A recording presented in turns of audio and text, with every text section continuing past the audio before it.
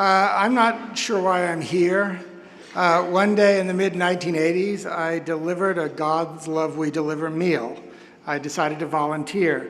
I'd heard extraordinary things about the organization, so I went to the kitchen at the church on West 87th Street, where I was given a very short training course and then a meal in a brown paper bag and an address in the East Village. I rode my bike to the address and I rang the buzzer for the apartment, but no one answered. I went to Tompkins Square Park and I sat for an hour, returning repeatedly to the building to try the buzzer. And also Tompkins Square Park in the 1980s wasn't a place you wanted to sit for long, uninterrupted stretches of time. I decided to call the God's Love We Deliver kitchen for instructions, but finding a payphone in the neighborhood that worked proved impossible. I went back to the building and rang the buzzers for a few other apartments until someone buzzed me in. I went inside and someone on one of the upper floors started screaming down at me, "What do you want?" over and over and over. I called up that I was delivering food and I gave the apartment number. The screaming person wanted to know if I was delivering pizza, and she sounded very disappointed when I said I wasn't. She told me to come up to the third floor where she waited for me. She looked a lot like my Aunt Minna. She led me up to the sixth floor where she pounded furiously at the door of the apartment in which the man to whom I was delivering God's love lived.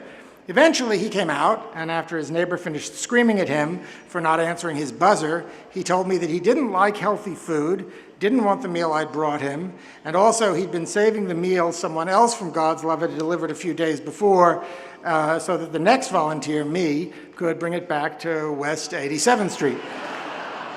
And then he asked me if I had any money. I told him I didn't have any money. He asked me if that was really true. I told him it was true. He asked me if I needed money, and then he tried to pay me for delivering the food and returning the food he didn't want. I said thanks, but I was volunteering. He took offense at that and slammed the door in my face. His downstairs neighbor made a cuckoo sign and then asked if she could have his food. I gave it to her, left the building, and discovered that my bike had been stolen. That was it for me and God's Love We Deliver, which is, I think, probably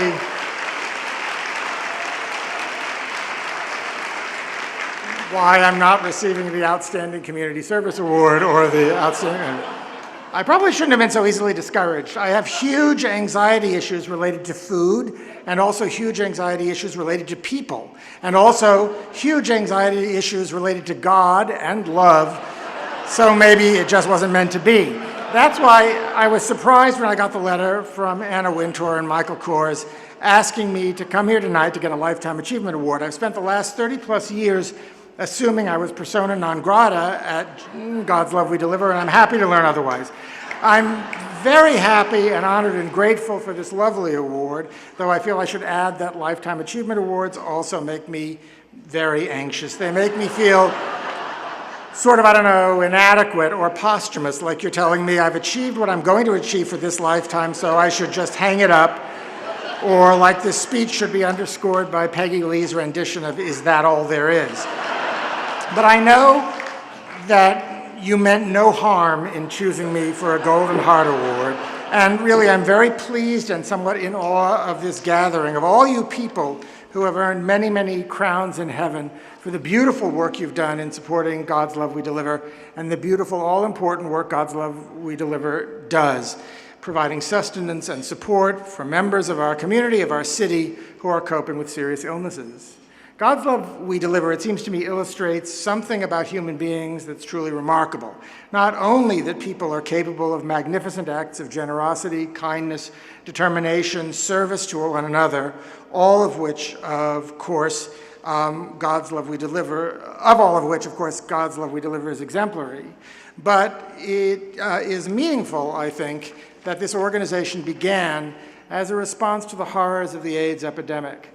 God's Love We Deliver is also exemplary of our species' capacity to transform horror and grief and loss into love, to transform that which threatens to dismantle community and connectedness into that which insists upon our interdependence, interconnectedness, hence affirming it.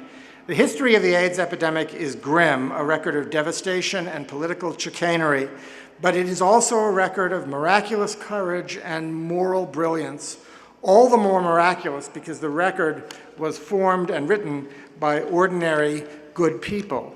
The legacy of the epidemic includes the introduction of new ways we take care of one another, and God's Love We Deliver is a legendary, luminous part of that legacy and its ongoing vitality.